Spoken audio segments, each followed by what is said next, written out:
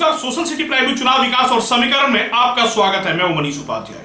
आज हम लोग हैं मोतिहारी में और हमारे साथ है डॉक्टर दीपक कुमार, प्रदेश उपाध्यक्ष जेडीयू, चिकित्सा प्रकोष्ठ और पूर्व विधानसभा प्रत्याशी, जिसमें विधानसभा चुनाव में इनको तीसरा स्थान प्राप्त हुए थे, तीसरा स्थान इनको आया था। आपका बहुत बहुत स्वागत है डॉक्टर साहब। सबसे पहले आपके चैनल के माध्यम से मैं सभी दर्शकों को बहुत बहुत प्रणाम करता हूं, साथ ही साथ नव वर्ष और मकर संक्रांति की हार्दिक शुभकामनाएं देता हूं। पहला सवाल होगा, मेयर चुनाव तुरंत बीता है और मेयर चुनाव होने के बाद जिस तेजी से या जिस कम समय में बहुत ही बेहतर वोटों से, लगभग 15,000 वोटों से मेयर बनी है प्रीति कुमारी देवा गुप्ता की पत्नी, तो ऐसा प्रतीत होता है जैसे भारतीय जनता पार्टी मोतिहारी में खतरे में है और भारतीय जनता पार्टी की कमर टूट गई हो। इसको कितना देखते हैं, कितना सही मानते हैं?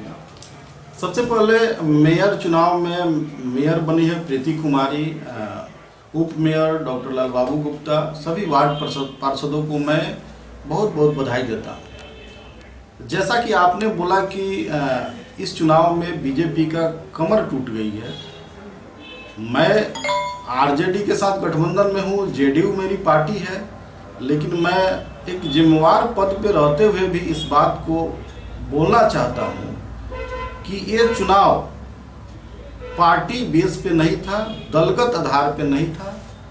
इसमें किसी पार्टी को कहना कि ये पार्टी जीत गई, फलना पार्टी हार गई, ये कहीं से न्यायोचित नहीं है। जहाँ तक बीजेपी की बात है और आरजेडी की बात है, तो ये जो है विधानसभा और लोकसभा चुनाव की तरह मेयर के चुनाव को नहीं देखना चाहिए।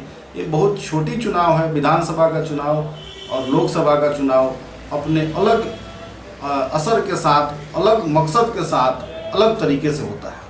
मतलब हम उसको इस दृष्टि से क्यों नहीं देखें, जब यहाँ के सांसद खुद अपने निरीक्षण में, अपने संरक्षण में मेयर का चुनाव कराए हों, अपने संरक्षण में अपना कैंडिडेट उतारे हों, अपना चेहरा दिए हों, हम कैसे नहीं माने कि भारतीय जनता पार्टी के समर्थित उम्मीदवार थे? देखिए, आप पॉलिटिकल लोग हैं, आप कह रहे हैं कि मैं समर्थन करता हूँ, लेकिन फाइनली जनता मालिक है। जनता इस चुनाव को दलगत नहीं देखती थी। जनता जो है विधानसभा और लोकसभा चुनाव को ही दलगत तरीके से देखती है। ये चुनाव मैं पूरे जिम्मेवारी के साथ कह रहा हूँ कि दलगत स्थिति में नहीं था और इस चुनाव के आधार पे किसी को कमज़ोर कहना, किसी को मजबूत कहना कहीं से न्यायोचित नहीं है। वो जब विधानसभा का चुनाव होगा वो अलग बातें होंगी। भाजपा, राजद, जदयू सबकी अलग अलग अपनी पकड़ है। इस चुनाव से विधानसभा चुनाव, लोकसभा चुनाव को कोई मतलब नहीं। अच्छा, मोतिहारी की जनता तो अब ये भी कह रही है कि ये जो चुनाव जो है ये प्रकाश अस्थाना नहीं हारे हैं, ये चुनाव राधा मोहन सिंह हारे हैं। इसको कितना सही मानते हैं? जनता कह रही है, ये आप बता रहे हैं। जब विधानसभा और लोकसभा की चुनाव होती है तो उसमें वोटों का एक पोलराइजेशन होता है। आप पत्रकार हैं, आप देखे होइएगा कि इस चुनाव में वोटों का पोलराइजेशन नहीं हुआ। किस तरीके से कई जो प्रत्याशी हैं उनको लगातार वोट मिला है। विधानसभा और लोकसभा के चुनाव में आपको देखने को ऐसा नहीं मिलता है। तो ये निश्चित तौर पे जो है दलगत चुनाव नहीं था।